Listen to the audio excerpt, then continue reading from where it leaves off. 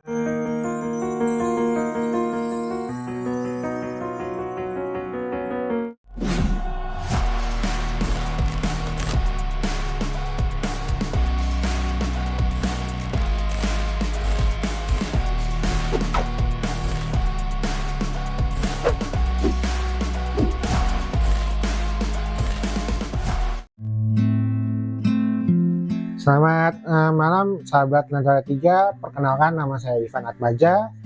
Saya sebagai groomer Mas Koki yang punya Instagram namanya Ivan Fishkeeper. Lokasi saya ini di perumahan Bukit Nirwana Residence, dekat The Jungle, Bogor, Jawa Barat. Saya sekarang berprofesi sebagai pekerja kantoran di Kuningan, Jakarta. 2019-2020 waktu COVID itu saya memulai aquascape. Di 1 tahun itu banyak jatuh bangunnya yang akhirnya membuat saya pengen berhenti di dunia perikanan. Tapi di titik itu saya dikenalkan dengan Mas Koki oleh teman saya. Karena dia bilang, Mas Koki itu gampang, lu nggak perlu pikirin substrate dulu, nggak perlu pikirin tanaman yang ada di dalam itu, tank lu polosan gitu kan. Terus habis itu Mas Koki itu ternyata kan lucu-lucu, tapi yang aku denger itu dulu merawat ikan Mas Koki itu agak rumit, bisa dibilang ikan yang sangat sensitif gitu kan. Tapi daripada punya tank mubazir, akhirnya aku cobalah Mas Koki. Dari situ coba Mas Koki itu dengan settingan aquascape. Karena dulu saya literasinya nggak punya banyak lah dalam merawat ikan Mas Koki. Akhirnya ikan saya tuh banyak yang tumbang juga karena filtrasi yang seadanya. Akhirnya temen tuh bilang, kenapa nggak join aja ke forum-forum, lu coba cari di Facebook, kalau nggak lu ikut di WhatsApp group deh, nanti gue kasih linknya. Oke lah, saat itu saya cari literasinya di Facebook, di forum-forum, dan masuk ke WhatsApp group, macam-macam WhatsApp group lah, yang khusus untuk Mas Koki. Berjalannya waktu, karena saya butuh ilmu yang banyak kan, untuk cara merawat ikan Mas Koki itu, ternyata di dalam forum maupun di WhatsApp group itu dapat jawaban dari mereka yang agak merendahkan gitu. Misalkan ini filtrasi yang bagus yang apa ya, tapi mereka jawabnya, gitu aja kok, sulit amat. udahlah pakai ini gitu. Di situ tuh saya sempat kok gini banget ya. Nah, kita mencari ilmu ke orang yang udah paham tapi kok jawabannya seperti itu. Dari situ saya sih akhirnya mencari ilmunya itu di YouTube. Di YouTube itu saya coba ambil bagian yang memang cocok untuk tank saya. Akhirnya di situ saya belajar tentang sistem filtrasi. Sistem filtrasi itu akhirnya yang membawa saya merakit tank pertama saya. Dulu saya tuh tank awal saya itu yang pakai back filter. Karena saya pikir kalau back filter perawatannya lebih mudah karena nggak susah lah untuk membersihkannya karena tinggal angkat media filtrasinya. Tapi di jalannya waktu karena hobis pertama saya masalah di populasi ikan karena waktu itu saya diajak teman saya buat ikutan lelang. Lelang itu biasa di Facebook itu kan kalau kita lihat kan harga lelangan kan lumayan murah. Ada yang dari 10.000, ada yang dari 50.000, itu kan tergiur lah dengan harga itu. Dan dulu kita melihat ikan mas kokinya itu kan lucu-lucu gitu kan. Tapi berjalannya waktu karena banyaknya kita beli ikan dan kita tidak memperhatikan populasi ikan yang di dalam tank kita, itu menjadi bom waktu buat saya. Akhirnya banyak yang numbang. Saya pernah satu tank itu mati semua karena yaitu saya nggak belajar populasi ikan yang di tank saya.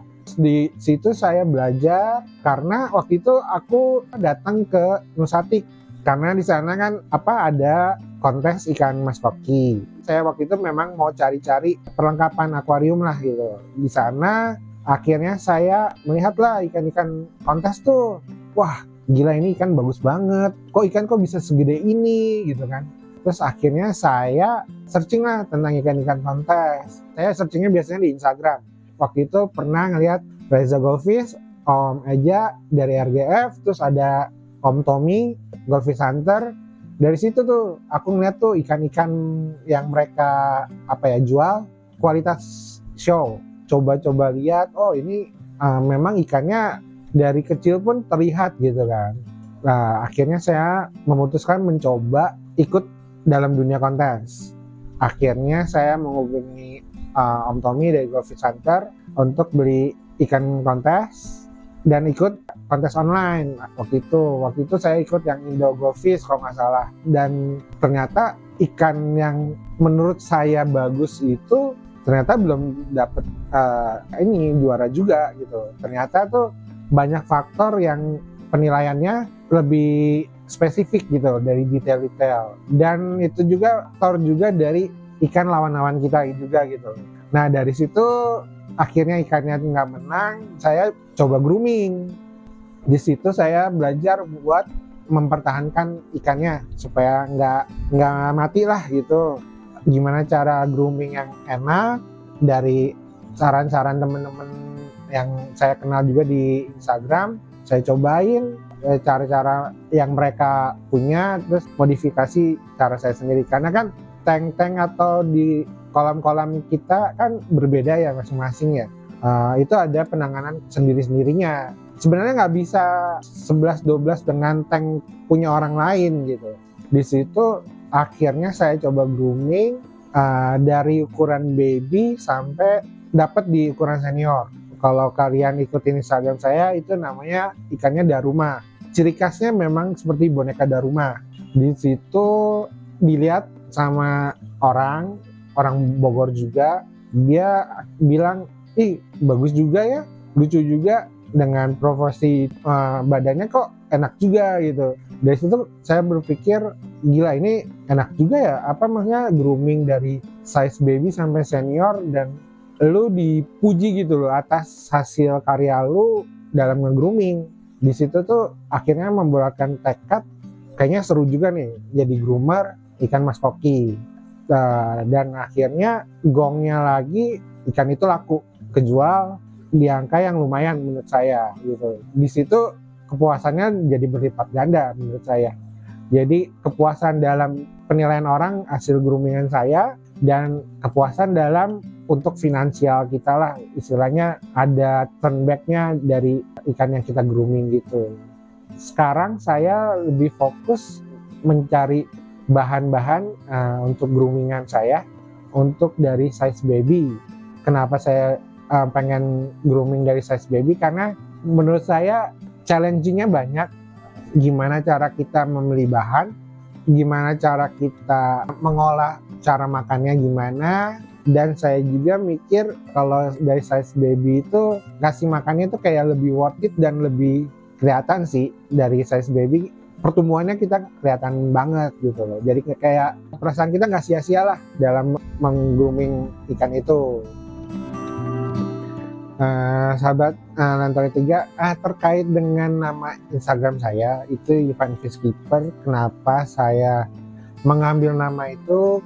Karena dulu saya berpikir main dunia ikan itu punya cita-cita sih nggak hanya goldfish, punya macam kayak ikan predator, ikan hias yang lain lah setidaknya. Waktu itu pernah juga saya ngerawat ikan arwana juga, ternyata lebih into to goldfish.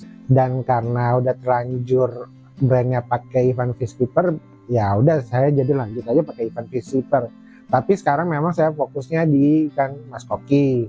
Mengenai lambang saya itu kenapa ke Jepang-Jepangan, jujur sih dari dulu saya memang suka dengan anime dan ya ke hal-hal kejepangan. Menurut saya lambangnya itu menunjukkan matahari terbit. Harapan saya di dunia perikanan untuk menjadi sesuatu yang baru, setidaknya ada kayak harapan di dalam lambangnya saya itu, logonya saya. Terus kenapa ada nama kanji di belakang? Karena saya sih sebenarnya pengen juga sih dikenal di luaran juga, khususnya di daerah Jepang juga gitu.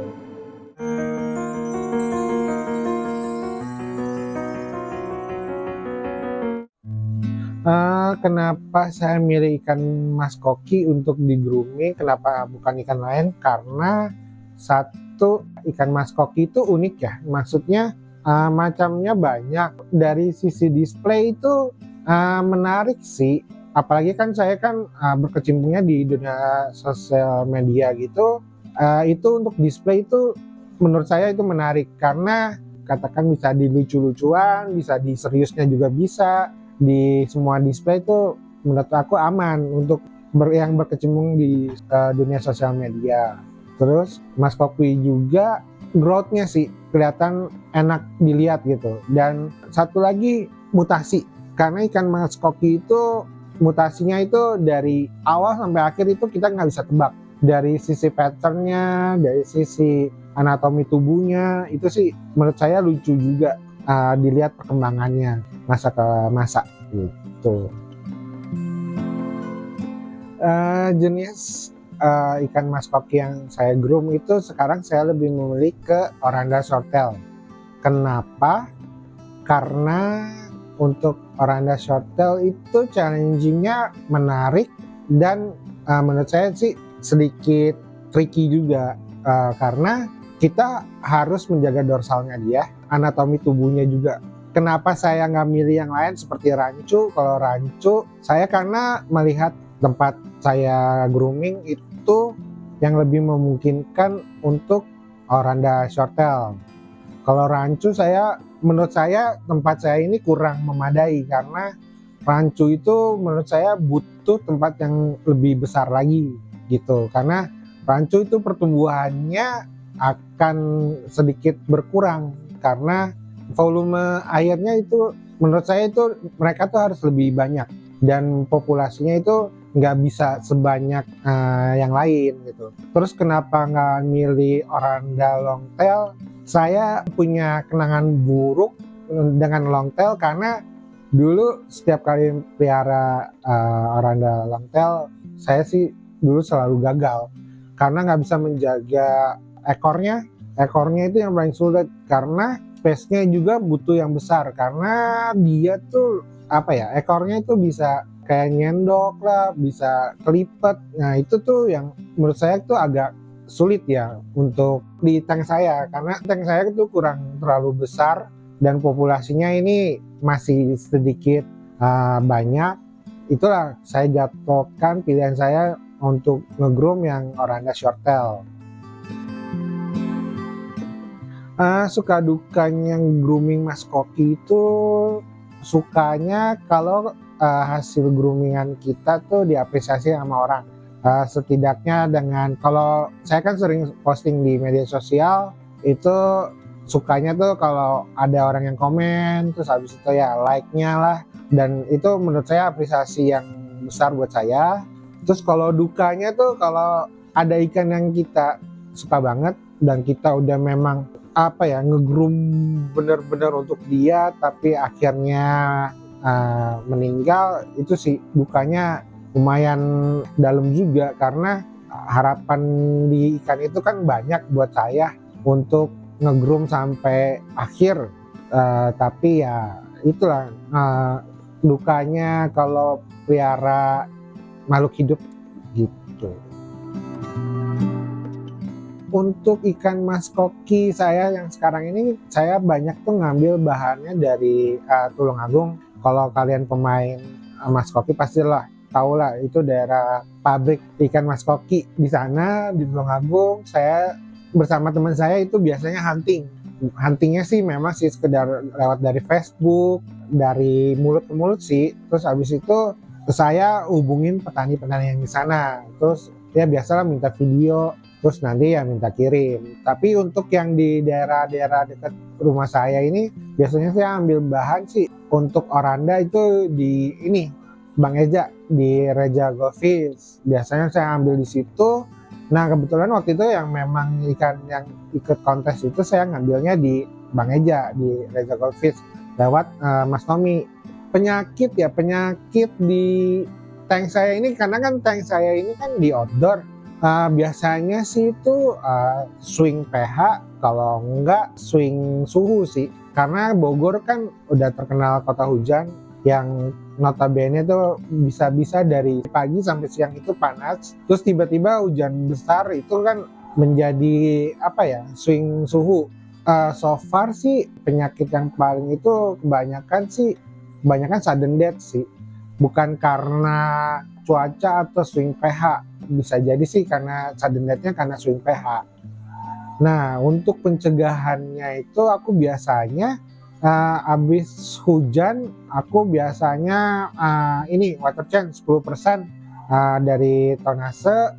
Abis itu saya kasih garam ikan, dan itu so far sekarang aman-aman aja.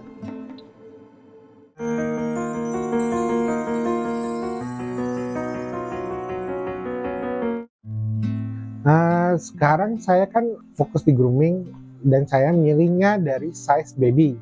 Kenapa saya pilih size baby? Karena lebih challenging sih di sisi saya. Terus bahannya masih terbilang murah lah, dan itu kan bahan baby itu bahan polosan, dan di situ kita bisa sekalian belajar memilih ikan yang benar-benar bisa untuk di grooming gitu. Bahan seperti apa sih yang aku grooming sekarang? Nanti aku akan kasih lihat di akhir video ya. Nah, salah satu faktor yang penting untuk grooming itu kan air ya. Kalau di sini saya pakai air PDAM nih. Saya tidak ada sistem pengendapan air terlebih dahulu.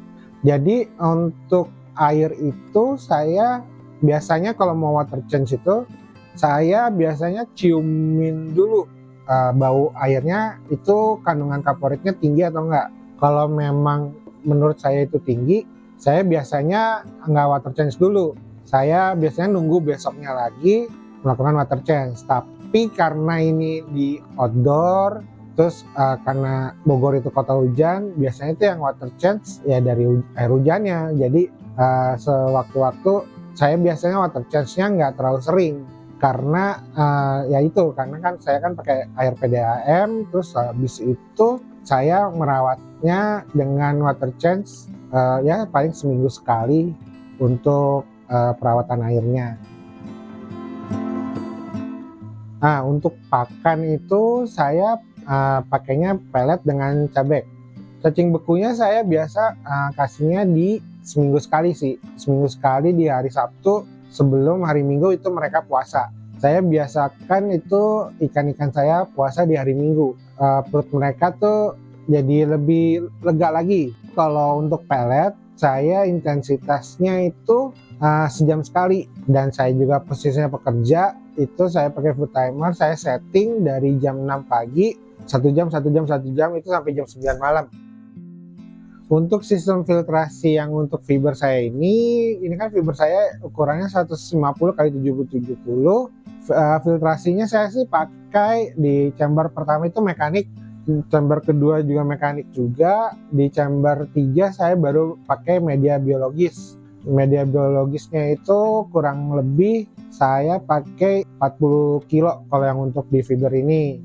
Terus saya pakai karang jahe juga karena untuk menstabilkan pH di fiber. Di ujungnya itu saya pakai lampu UV. Lampu UV-nya saya pakai 45 watt karena posisi di outdoor gini kan sinar mataharinya lebih kenceng. Jadi saya berpikir di overkill aja gitu kan. Untuk UV itu menurut saya itu tahap yang penting sih untuk lampu UV.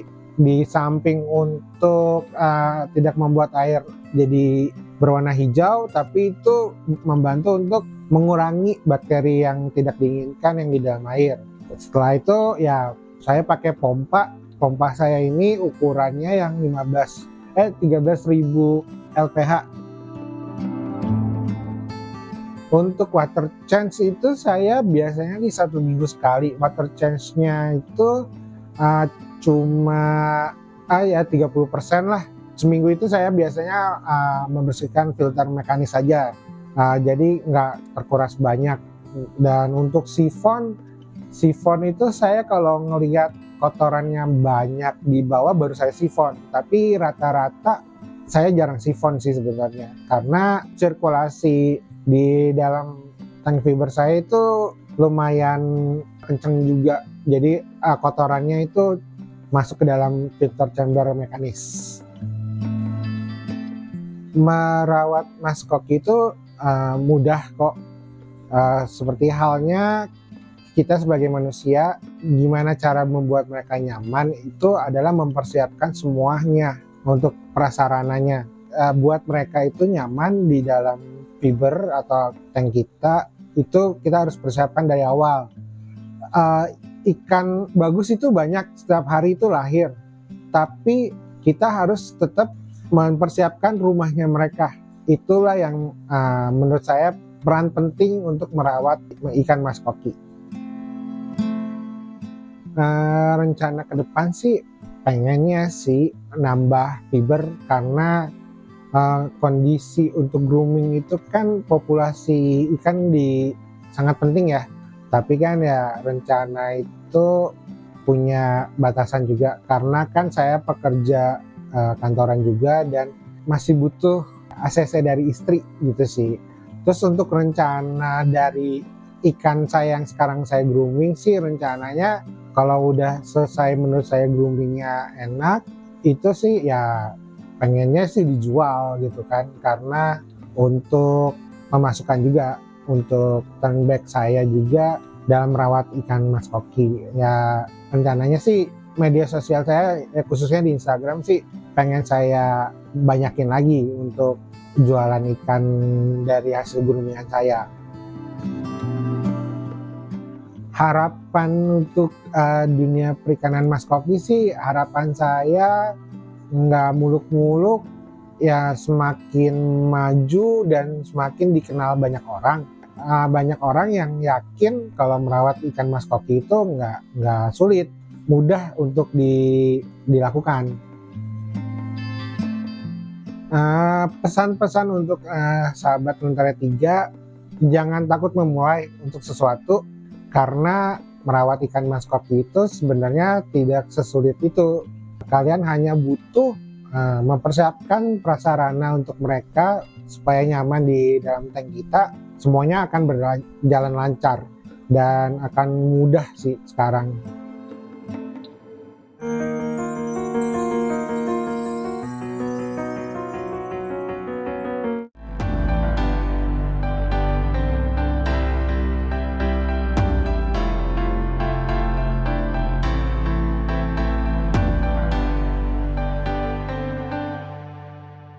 ini ukuran size baby yang aku pilih untuk bahan groomingan saya. Ini saya ngelihat karena posisinya dari bentuk perut sama hamnya itu udah kayak terbentuk, dan kepalanya ini udah ada bakat gen untuk gondrong ya. Terus kenapa saya pilih ini, karena kerapian dari dorsalnya itu kalau kita lihat ini selalu berdiri. Itu sih jadi yang patokan saya untuk sekarang. Dan dari posisi buntutnya juga itu dia buntutnya terbelah dan tidak ada jinjit. Jinjit itu ekor sebelah kiri dan kanan itu tidak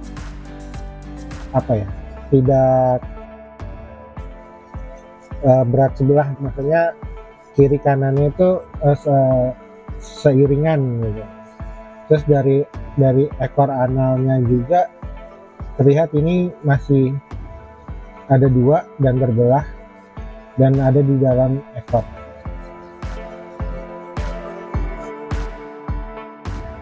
Ya, sekian untuk cerita saya dan edukasi dari saya.